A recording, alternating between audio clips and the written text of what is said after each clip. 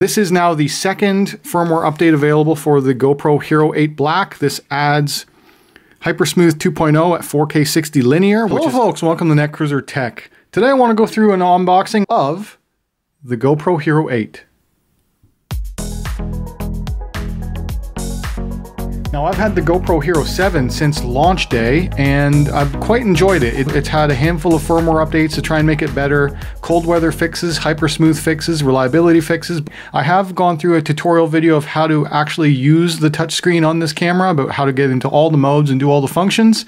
And now that the 8 is out, quite a few things have changed. They've upgraded the Hypersmooth, they've removed the replaceable lens cover, which is a bad idea, and they've also removed the need of having it in this type of case. So I'm curious to get it open, and we'll get it through its boot up sequence. We'll do some firmware updates on it, and then I'll show you the tutorial. So the first thing you want to do when you get a GoPro is take it out of the box and unclip it from the mount, which has a few accessories in here. This will have one mount, the cabling.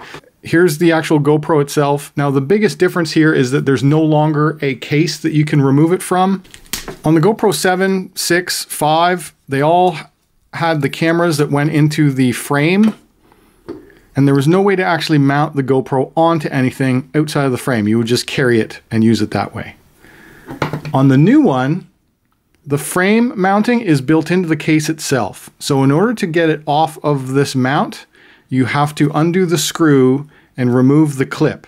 That, in my opinion, may end up being more of an annoyance than being able to pop the camera in and out of the case, because this case can be kept onto whatever it's mounted on, and you can remove the camera. On the 8, now you have to undo the thumb screw all the way to be able to get the camera off of the mount. And now your finger mounts are built into the case design itself.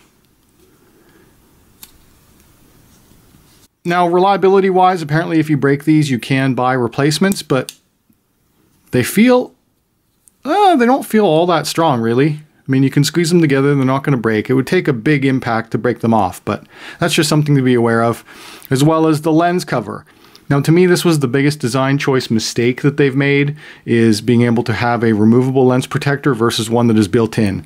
If you break the glass on the GoPro Hero 8, GoPro was saying that it costs more money to replace this glass than the camera is worth. So they're recommending that you always buy their GoPro Plus warranty program, which then allows a replacement device in case you break it. That's kind of a shady way of you getting them to buy their warranty program instead of actually making a good action camera that can withstand an impact and be serviced. This one, you can just rotate this glass off if you break it, put on a new piece of glass, and you're good to go. Big difference here is that the power button on the side is no longer there. The record button on the top is the same.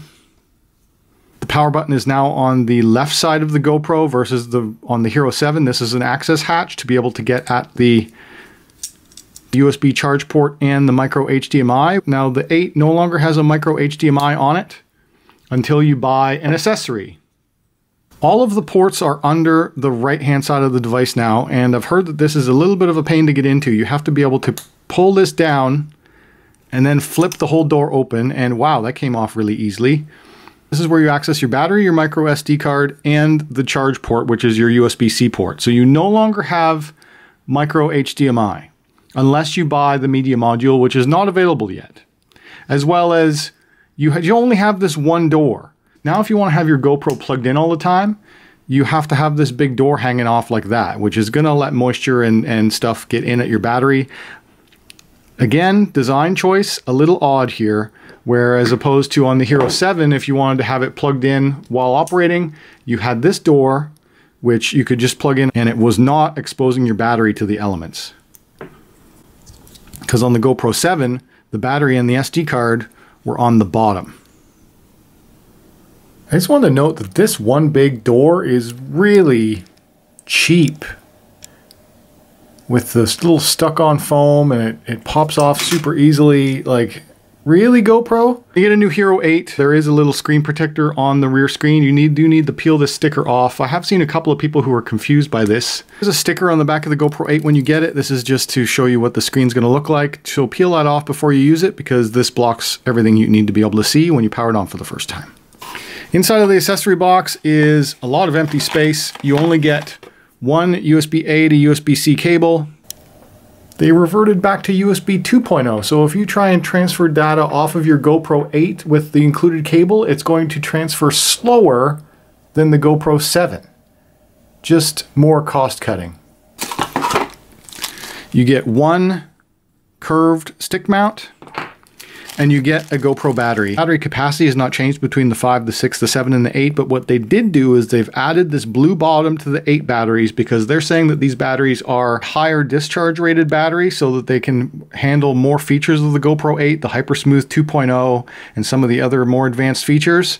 So it's like a higher C rating battery, and if you install one of the GoPro 7 batteries in your GoPro 8, it will warn you that all functions may not work as designed because the battery can't discharge fast enough. Now I need to get an SD card in here, so I'm going to go grab an SD card before I put the battery in, because once you put the battery in, it's very hard to get at that SD card slot. Got my SD card here. I'm using a Samsung Evo Plus U3 rated card because it is best interest to get one of the fastest cards that you can, because these GoPros at 4K, GoPro Hero 8 can do an extra high bit rate over the 7, so it's better to get a faster card if you want to be doing some of these high resolution modes. Put the SD card in with the graphics facing up where you can see them. Click your SD card in. Now you can put your battery in. Close the door and power it on for the first time. So I'm going to long press, and it should walk me through a setup tutorial. So yes, English. So you have to agree to the terms of service. Do you want to use the GPS location? That's the cool thing about GoPros, is they have GPS and telemetry. So yes, I do want to use GPS. And now I need to register my GoPro with the app and we'll do the update on it. So I'm going to grab my phone and open up the GoPro app. And it should do a Bluetooth low energy detect of the camera. So I'm going to hit camera and I'm going to click the plus button to add a new camera. It's going to search for the camera, and it found a GoPro Hero 8, so I'm going to connect. Bluetooth pairing request. Pairing. Now automatically that has unlocked my GoPro. I've only got 17% power, but and its default mode is at 1080-60 wide is what it set it to. I'm going to just rename this to Netcruiser's Hero 7. Now it's telling me the camera update is available and it is automatically downloading the update.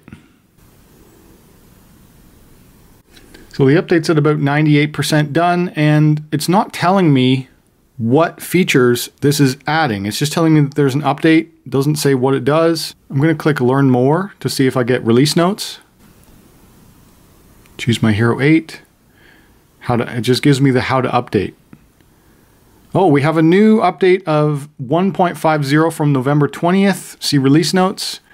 And this is now the second firmware update available for the GoPro Hero 8 Black. This adds Hypersmooth 2.0 at 4K 60 linear, which is awesome. That is the feature that I thought it came without the box and it doesn't, as well as general bug fixes. So finally 4K 60 linear is available. That's something that has not been available ever on a GoPro. It's a great feature, and it's something that they've pretty much had to add because the DJI Osmo Action has it and the GoPros did not.